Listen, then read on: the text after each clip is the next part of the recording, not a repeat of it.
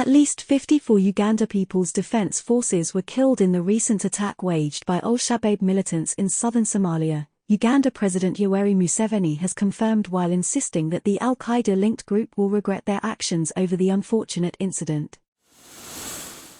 Last week's attack against African Union Transition Mission in Somalia peacekeepers was the worst in as many months, with the militants completely overrunning Bulo Mare forward operating base. Reports from the town indicate resilient UPDF soldiers have already regained control over Bulo Mare from al-Shabab. The recapturing of the base, he said, was necessary to motivate the troops who are working hard for the stabilization of Somalia. Museveni thanked the soldiers for responding swiftly despite the unprecedented loss inflicted on them by the al-Shabab militants, who are still dominant in central Somalia. And of course, as you are aware, that AMISOM is here to support the Somali National Security Forces, who are already moving ahead of us in this operation.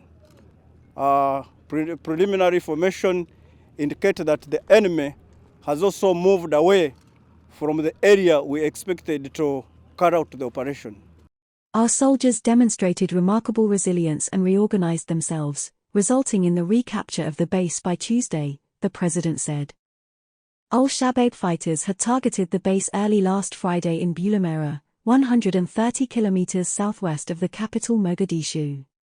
Uganda did not immediately release the data on affected soldiers last week, but the pressure from home may have motivated Museveni to reveal the number of deaths. We must send a clear message to al-Shabab wherever they are.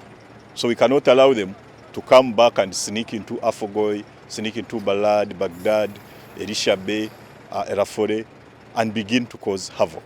So our operations today were intended to send a clear message to al-Shabab that wherever they are, we will be there.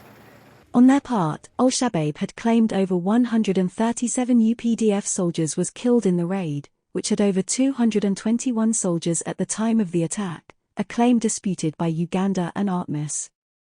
Al-Shabab finance controller Mahad Karati claimed over 200 Ugandan soldiers were killed in the attack.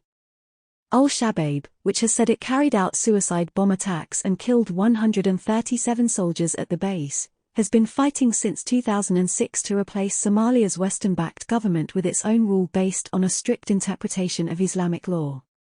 The attack comes as the ATMIS prepares for the drawdown of troops, with over 2,000 soldiers expected to leave the Horn of Africa nation starting this month. The Somali National Army is being prepared to take over security responsibilities once the foreign troops are from the country. The Somali government has slowed down offensive operations against Shabab in the country's center, where it previously sustained major pressure against the jihadi groups since last summer. Additionally, the Somali government continues to delay the beginning of the so-called Phase 2 of the counter-Shabab offensives, which are supposed to take place in Somalia's southern states of Jubaland and Southwest State. However, the pause in any major offensives has allowed Shabab to regain momentum and launch these recent successive attacks against major military bases in two different parts of the country. The raids are likely to continue as Shabab is given more breathing room to consolidate, regroup, and refocus its forces.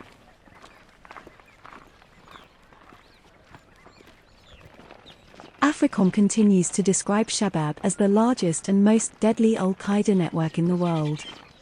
And though its fortunes have ebbed and flowed over the past decade, it has also weathered numerous offensives from an array of local, regional, and international actors, including the United States.